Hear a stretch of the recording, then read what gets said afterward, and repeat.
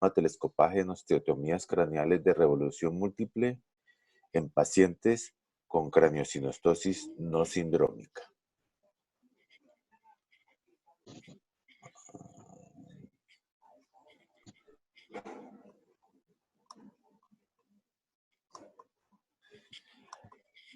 El objetivo de la charla y de la técnica es comprender el papel de la compensación craneal de la sinostosis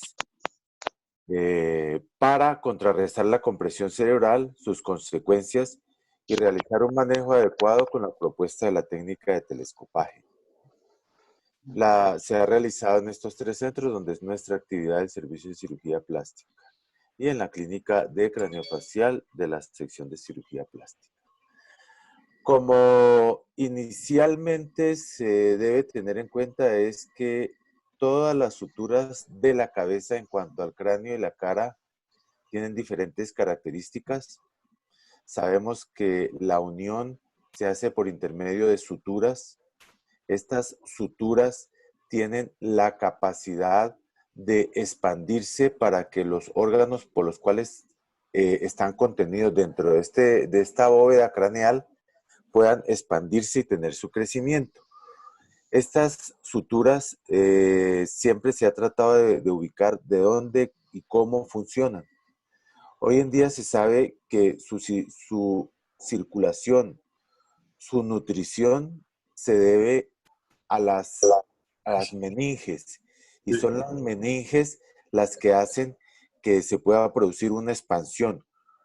Estas suturas hay de diferente forma, hay en forma de enmayado, hay suturas lineales, hay suturas móviles, hay suturas no móviles, y son las encargadas de permitir el crecimiento normal de los órganos internos que están conteniendo. ¿Qué puede pasar cuando una de estas suturas no funciona, no tiene su adecuado crecimiento? Pueden tener factores desencadenantes como factores mecánicos o moleculares. Los mecánicos hasta ahora se han encontrado la posición fetal o el oligodramnios, que por intermedio de su presión impide que el cráneo crezca de una manera adecuada, o moleculares cuando hay alteración en la producción de algunos factores de inhibición, y al haber esta alteración en la producción de los factores de inhibición, no permiten que el cráneo crezca de manera adecuada. Dentro de las causas hay genéticas ambientales. Está conocido hoy en día, como hace más o menos unos 3, 4 años, que todas las alteraciones de los factores de crecimiento de los fibroblastos, el 1, 2, 3, genes como el TWIS, pueden producir estas alteraciones, o ambientales como algunos medicamentos o enfermedades que hoy en día todavía no están bien definidos. La incidencia de la craniosinostosis dentro de su clasificación es la siguiente. Hay craniosinostosis simples, que equivalen al 75 al 80%, y multisuturales, que son del 25 al 20%. Dentro de estas craniosinostosis, la frecuencia de presentación está la sagital en un 57%, coronal de 18 a 24%, la metópica de 4 a 10% y la lamboidea de 1 a 4%. ¿Qué es lo que verdaderamente pasa? Lo que pasa es que hay una inhibición en el crecimiento en dirección perpendicular al eje de la sutura. Esa inhibición, ¿qué es lo que va a producir? Que el cerebro que está creciendo y las suturas que necesitan su alimentación a partir de las meninges van a redireccionar ese vector de crecimiento del cráneo. Este redireccionamiento produce una malformación craneal. Esta malformación craneal va a producir una hipertensión endocraniana y a su vez puede producir una hidrocefalia. Como todos es conocido, la ley de Virchow, que fue emitida en 1851, en la cual refiere que cuando hay una craniosinostosis, el crecimiento perpendicular a la sutura comprometida hace que se disminuya. ¿Esto qué quiere decir? Que el cráneo va a crecer de forma paralela a la sutura comprometida. Y esta fue la ley de Virchow, que describió todas las compensaciones y deformidades craneales que se producen cuando existe una craneosinostosis. Entonces, ¿qué es lo que pasa cuando hay un desbalance de los mecanismos de compensación y en ese momento las propiedades mecánicas se pierden? Hay una alteración en el desarrollo craneofacial y va a producir unas secuelas dismorfológicas y funcionales. Las deformidades que se presentan, si tomamos que este es el cráneo normal, en caso de que esté comprometida la sutura metópica, va a haber una forma triangular del cráneo. En caso de que esté comprometida la sutura coronal, va a haber una disminución de la distancia antero-posterior. En caso de que esté la sagital comprometida, va a haber una disminución del crecimiento horizontal del cráneo, y en caso de una lamboidea va a haber disminución y con una compensación del sitio opuesto a donde se comprometió la sutura. Por eso en el caso de la escafocefalia, y este es su prefijo escafo, que quiere decir barco, la forma como uno ve un barco y cefalia cráneo, va a tener una forma alargada. Algunos también la llaman la dolicocefalia, y esta es la deformidad que se produce cuando hay un compromiso de la sutura sagital. En caso de que haya un compromiso de la sutura coronal, y ustedes pueden ver ahí muy claro cómo la sutura metópica está comprometida, el crecimiento del cráneo se produce diferentes alteraciones. Puede haber una alteración en el crecimiento, un abombamiento o una deformidad compensatoria en la parte posterior con un aplanamiento a nivel de la parte lateral de los rebordes supraorbitarios, y de esta forma va a producir esa deformidad en forma de triángulo. En caso de la braquiocefalia, que es el compromiso de la sutura coronal, va a haber una alteración en el crecimiento anteroposterior y va a producir una forma de braquiocefalia, o sea, cráneo corto. Las plagiocefalias pueden ser anteriores o posteriores. Cuando son anteriores, que correspondería a una coronal unilateral, va a producir unas deformidades en la cual hay una alteración del crecimiento con una deformidad orbitaria denominada la deformidad en Arlequín, con una compensación de la parte posterior del cráneo para tener su crecimiento. Y en el caso de una craneosinostosis de la lamboidea, va a producir una plagiocefalia posterior. Esas son las diferentes alteraciones, pero pueden haber también combinación entre ellas y nos van a producir diferentes deformidades del cráneo. La discusión siempre ha estado en que si vamos a operar o no vamos a operar una deformidad craneal.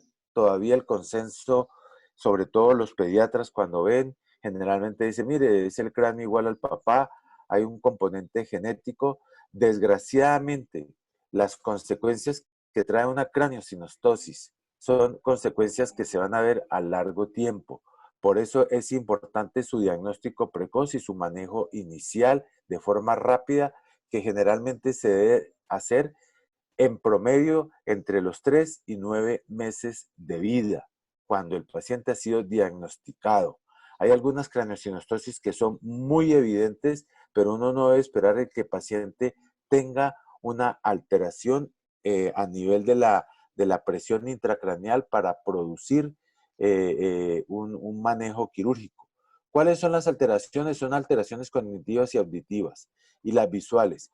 Y en el único sitio que nosotros de pronto podemos diagnosticar objetivamente que hay una hipertensión intracraneal es el fondo de retina. Por eso en algunos centros hoy en día se controlan los pacientes simplemente con el encuentro o el signo clínico de papiledema, en el cual es un papiledema que vamos a ver una alteración por una hipertensión endocraniana. Entonces, esa sería una de las formas directas para poder verlo. De resto, son signos y síntomas que lo hacen a uno sospechar, pero pues, que puede compartir con otra patología. Entonces, debido a esto y basados en los trabajos inicialmente que hizo la doctora Vera Cardin y Kenneth Seiler, los cuales hace más o menos 30 años Kenneth Seiler y unos 15 años la doctora Vera Cardín, hablando sobre la forma del Nautilus, teniendo en cuenta como la nave de Julio Verne, en la cual se hacían unas osteotomías de los huesos craneales para lograr un crecimiento más uniforme del cráneo. Entonces nosotros diseñamos una forma de hacerlo, pero diferente. Diferente en el primer sentido en que no retirábamos como se hace en la mayoría del manejo de estas alteraciones, como es la suturectomía y alterar o retirar el hueso completo y hacerle maniobras, cortes, osteotomías para lograr un crecimiento y luego reponerlo como injerto. Nosotros utilizamos la técnica de telescopaje, teniendo en cuenta de que el prefijo es lejos y el copaje es cavidad, entonces hacemos un telescopaje, ya sea hacia exterior o a interior del el cerebro, el cráneo. De esta forma, entonces, logramos nosotros realizar movilizar esa parte afectada dependiendo si queremos hacerlo hacia afuera o hacia adentro. Dentro de todo lo que evaluamos eran los cortes, cómo se deben hacer, inicialmente con la secuencia de Fibonacci, todos ya hemos hablado, sabemos que se ha utilizado mucho tiempo para muchas otras técnicas quirúrgicas, pero no nos dio resultado. Luego usamos el espiral logarítmico, esto se hizo básicamente en un tipo material como lo hizo la doctora Vera Cardín, en una mata de totumo, donde hacíamos eso y como al hacer los cortes podíamos ver si cómo era el estiramiento o el telescopaje del cráneo.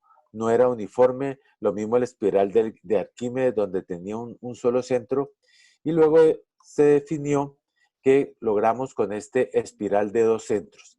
Este espiral de 2 centros es muy fácil de entender. Uno, en el lado del cráneo afectado, traza en todo el centro del lugar afectado 2 puntos. Luego de esos 2 puntos los une con una revolución del 1 al 2. Luego, al hacer la siguiente revolución sobre esa línea que hemos tratado, y ahora la voy a explicar en el cráneo directamente, vamos a tener la misma distancia y marcamos el 3. Ese 3 le vamos a sumar lo que sumó del 1 al 2 más el 3 y vamos a manejar el 4. Y así sucesivamente. Entonces, por eso el arco 1 más el 2 sería 3 y así sucesivamente hasta lograr y todas las revoluciones, y de esta forma nos quedaban totalmente uniformes. Y de esta forma lo hicimos. Esto nos llevó a una publicación que le hicimos en el Journal de Craniofacial Surgery. La hicimos con la doctora Patricia Betancourt, la doctora Cabal, el doctor Devio y el doctor Santa Cruz como neurocirujanos realizados por el Servicio de Cirugía Plástica en el Centro Médico Imbanaco y en el Hospital Infantil Club Noel. Y esta fue una publicación que se realizó en julio del 2019. Entonces, el manejo de las craneostenostosis generalmente, ¿cuál es el objetivo? Es la descompresión craneal.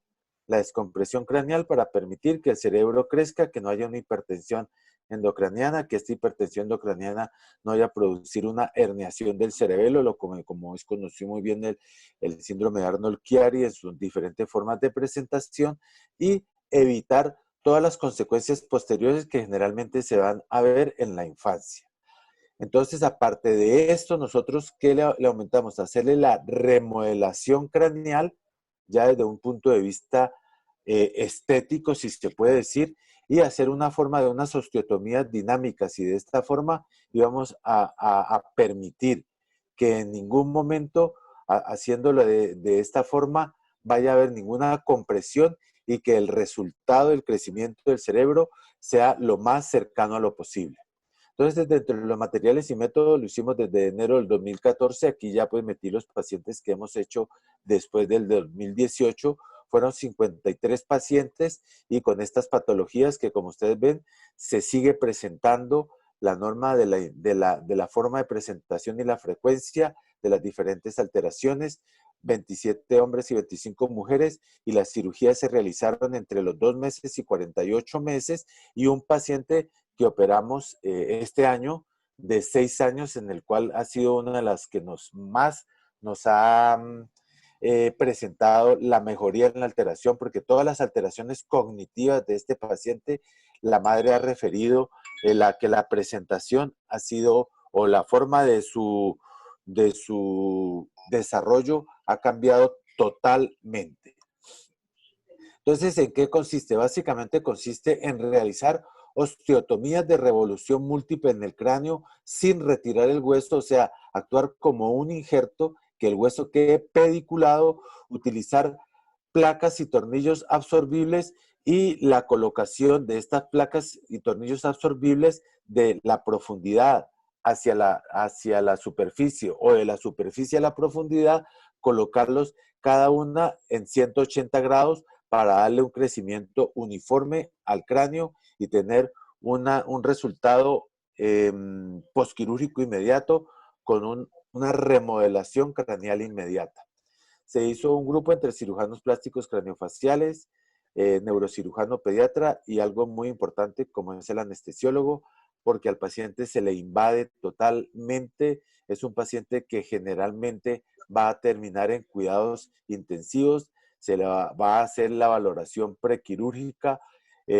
Básicamente, si uno quisiera simplemente con el examen físico puede realizar el diagnóstico y llevarlo a quirófano, aparte de la parte prequirúrgica en cuanto a sangre, reserva de sangre, el estado nutricional. Pero en cuanto a los métodos diagnósticos, pues generalmente tratamos de hacerle sobre todo una escanografía con reconstrucción tridimensional. Estos niños son niños pequeños, hay que hacerlo con anestesia, entonces generalmente hay a veces un rechazo de la madre por el problema de las dos anestesias, pero si no hay en este momento una indicación clara de realizar una escanografía, simplemente con el examen clínico y el diagnóstico podemos realizarlo. Se hace la intervención de varias especialidades, como es para la parte de su catéter central, con toda la tecnología para evitar tanta demora. Son preparaciones que a veces duran entre 1 o 2 horas, duraban antes. Hoy en día estamos durando aproximadamente unos 45 minutos en la preparación, con todas las especialidades que entran al paciente. Se le realiza la tarsorrafia y la tricotomía del cuero cabelludo, se hace una marcación en forma ondulada, esto con el fin de evitar una cicatrización. Generalmente la madre lo que más le preocupa es cómo va a quedar la cicatriz del niño. De esta forma estamos haciendo la incisión para tratar de conseguir una mejor cicatriz. Esta es la proyección en el caso de una plagiocefalia posterior. Aquí es lo que yo les explicaba, cómo trazamos una línea en toda la alteración del hueso. Este paciente ya lo habíamos operado porque tenía una multisutural. Entonces se hace una espiral de 2 centros y se va sumando al siguiente espiral, el anterior más el primero, el anterior más el primero, y de esta forma conseguimos todo, abarcar todo el hueso comprometido para lograr una expansión. La infiltración necesaria estas son cirugías que pueden sangrar mucho, entonces la volemia de los niños puede estar muy comprometida. En esta cirugía no se puede entrar sin tener la sangre o los glóbulos rojos solicitados dentro del quirófano. Hacemos la infiltración con lidocaína y luego hacemos la incisión, siempre la incisión de forma paralela a los folículos pilosos, y de esa forma vamos a lograr que la cicatriz sea menos aparente. Hacemos una disección hasta llegar al plano supraperióstico. Luego que hacemos el levantamiento de todo el colgajo, hacemos una disección del periósteo total para que luego nos sirva como colgajo para cobertura, y luego de esto hacemos nuestros cortes. ¿Qué es lo que pasa en los menores de 1 año? Como en los menores de 1 año, en el caso, por ejemplo, de este paciente que tiene una escafocefalia por compromiso de la sutura sagital, podemos hacer el levantamiento porque el seno venoso todavía no está muy adherido al hueso. Recuerden ustedes que el seno venoso simplemente está cubierto por debajo del hueso simplemente con la meninge. Y cualquier alteración que se haga en mayores de un año, cuando la meninge está bastante pegada a la sutura comprometida, o sea, a una fibrosis que existe a nivel de esa sutura, podemos romper el seno y por eso es tan peligroso. Entonces, en los menores de un año, simplemente hacemos la suturectomía, o sea, quitamos la parte de la sutura y ustedes pueden ver que en el momento en que quitamos la sutura, que se quitó más o menos 3 centímetros, el simplemente hecho de haberla retirado y hacer las osteotomías en revolución múltiple, logramos que se expanda todo esto y inmediatamente en el posquirúrgico vamos a lograr una forma del cráneo más normal, más regular. En los mayores de un año hacemos la técnica en pi, en la cual no retiramos esta parte de la sutura. Aquí hay 1.5 a cada lado, sino que quitamos 1.5 teniendo la forma de la letra pi y de esta forma retiramos, o sea, hacemos la ostectomía de esta pi. De esta forma, al hacer la ostectomía, vamos a lograr que el cráneo inmediatamente haga su expansión transversal. Aparte de eso, de quitar la parte ósea, dejamos esta parte que está firmemente unido. Aquí ustedes pueden ver la sutura que está totalmente unida a la meninge y hacemos las ostectomías con osteotomías en barril estallado que van a permitir que luego que el cerebro expanda, van a lograr un mejor desarrollo del cerebro y una expansión craneal sin necesidad de hacer otro procedimiento. Entonces, en este caso de una trigonocefalia, como ustedes pueden ver, vamos a hacer el ejercicio de cómo hacemos la marcación. La marcación la hacemos con un lápiz mirado número 2, previamente esterilizado, que de esta forma es muy difícil que se nos borre. Entonces hacemos el espiral de 2 centros. Entonces vamos sumándole el número anterior al espiral. De esta forma vamos aumentando todo el espiral de forma regular y uniforme para luego hacer las osteotomías. ¿Cómo hacemos las osteotomías luego de que hemos hecho la marcación? Y esto es algo que también se hace anterior, lo hemos hecho y lo hemos desarrollado nosotros. Ustedes pueden ver la meninge haciendo trepanaciones muy pequeñas de forma rectangular para poder meter la cuchilla. Aquí está las suturas comprometidas, entonces hacemos esto más o menos puede estar midiendo 1 centímetro por 0,5 y aquí está la meninge. Entonces hacemos las trepanaciones muy pequeñas, rectangulares y de esta forma vamos a dejar menos deformidades en los cráneos. Luego de esto hacemos, de hacer la parte de la ostectomía, hacemos el corte de revolución múltiple, quedándolo cada uno de esos y vamos a ver en cada uno de los casos de las diferentes tipos de osteotomía cuáles son la forma quirúrgica de hacerlas.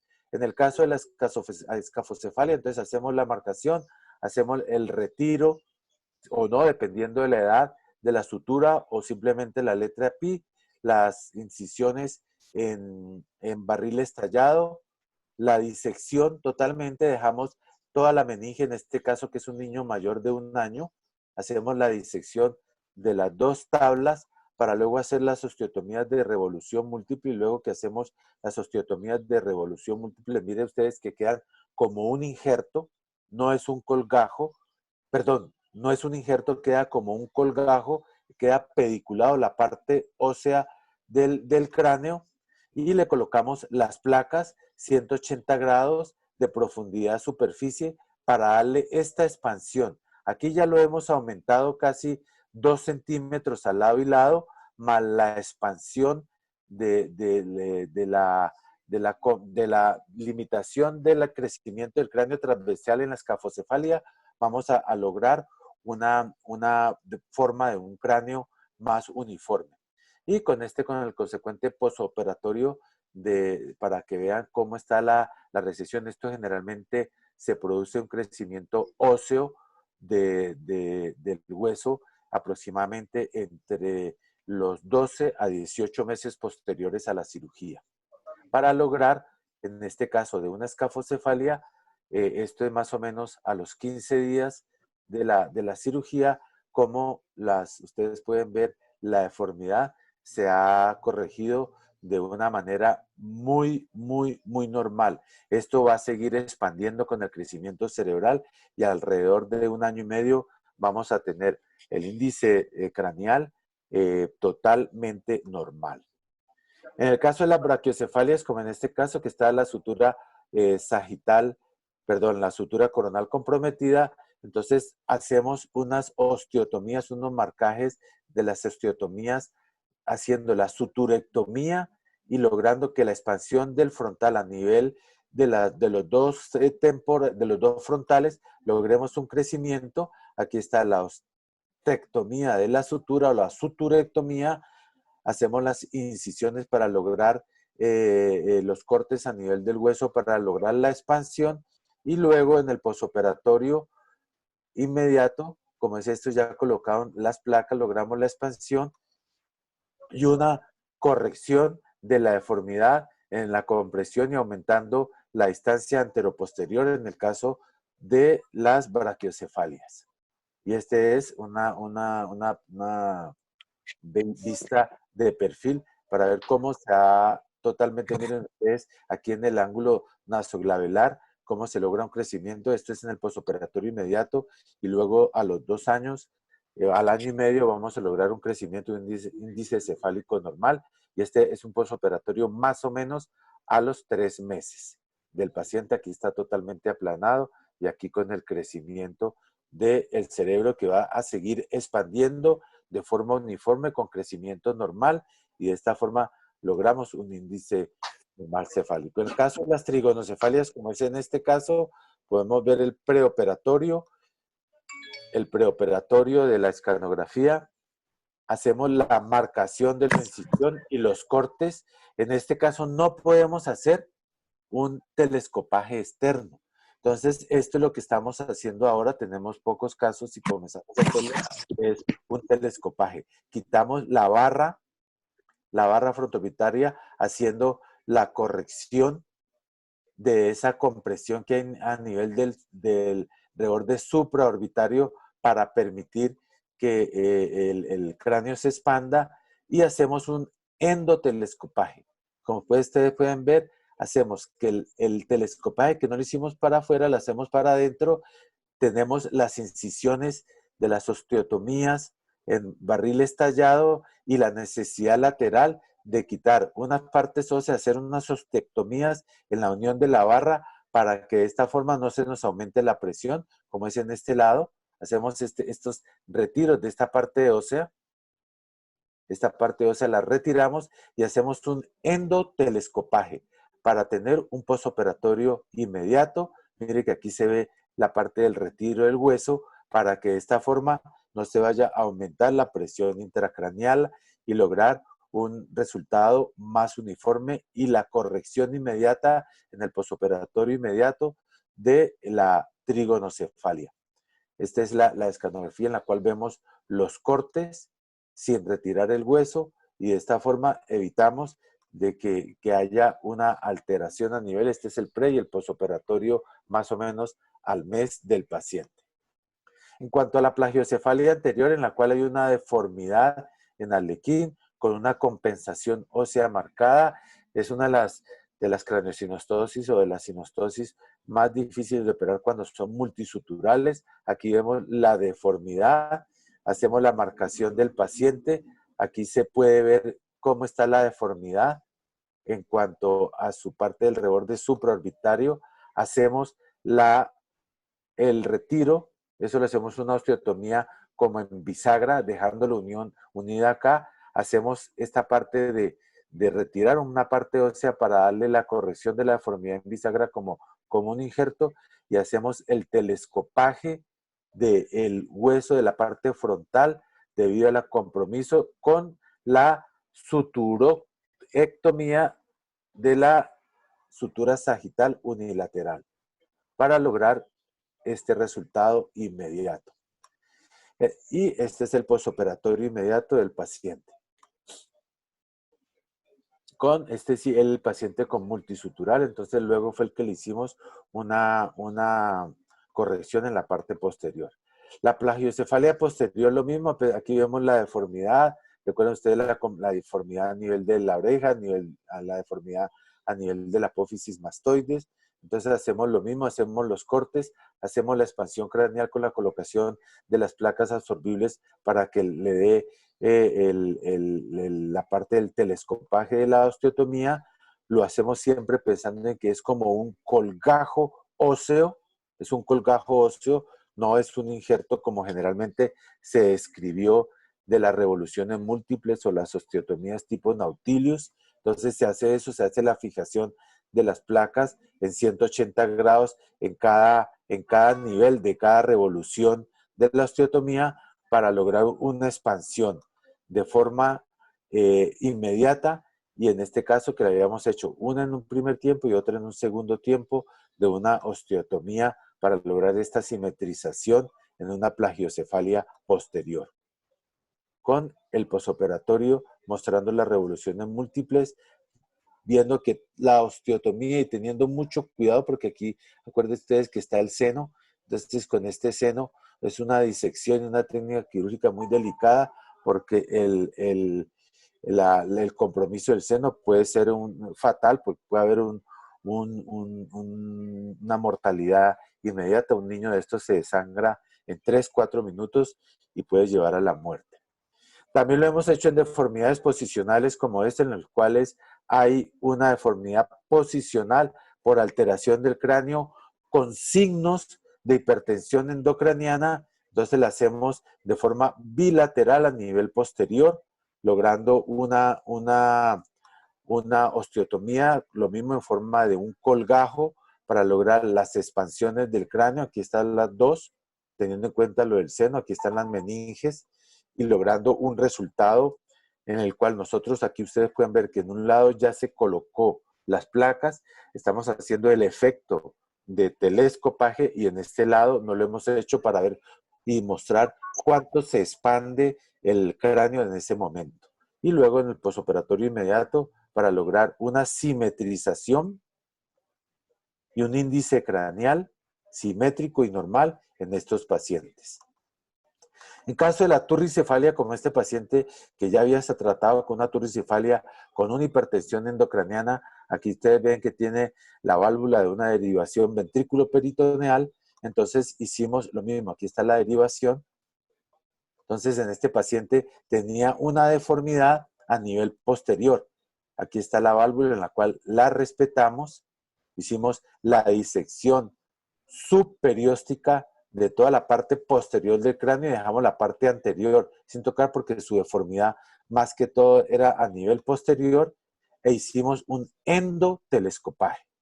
Entonces la técnica la hemos definido inicialmente, comenzamos como telescopaje externo, ahora endotelescopaje para lograr que esta deformidad, haciéndole en la resección ósea para evitar que haya una hipertensión endocraniana, de esta forma las pulsaciones del cráneo van a lograr de que el cráneo logre su simetrización, y de esta forma aquí le quitamos la parte de la ostectomía por delante de la válvula, hicimos la ostectomía y hicimos el endotelescopaje para lograr la corrección de esa deformidad.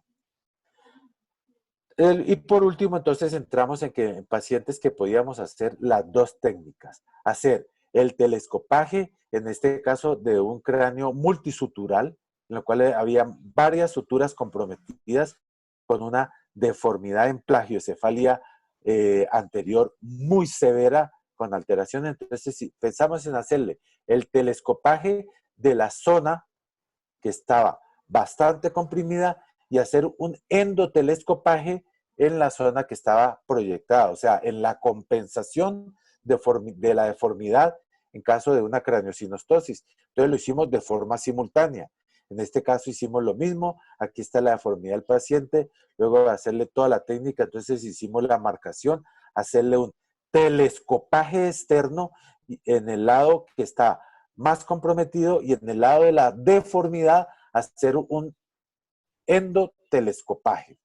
Entonces hicimos la marcación, lo mismo, teniendo la misma técnica de los espirales de doble centro.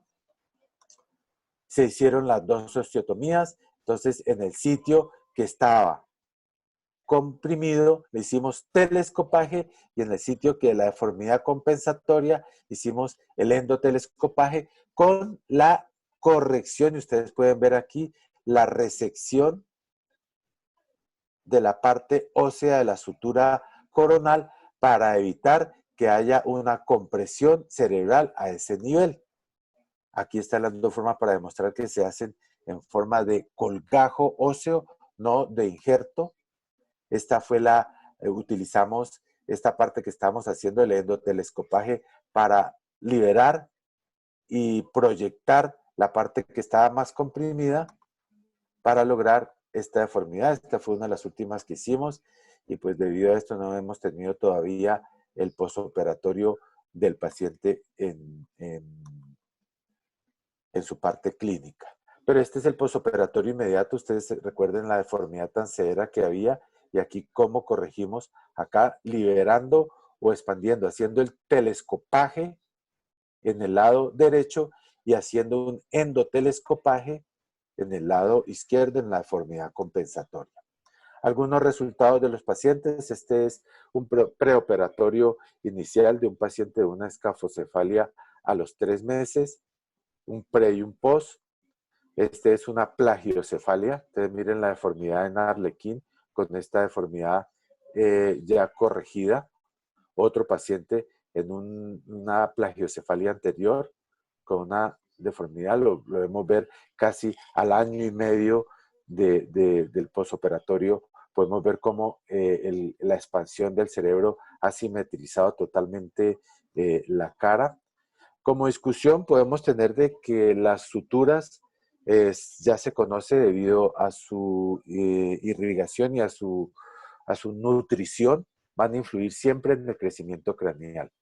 Y que esta alteración va a depender generalmente de las meninges, no como se pensó anteriormente que era un problema externo, es un problema interno que su alteración viene a nivel interno.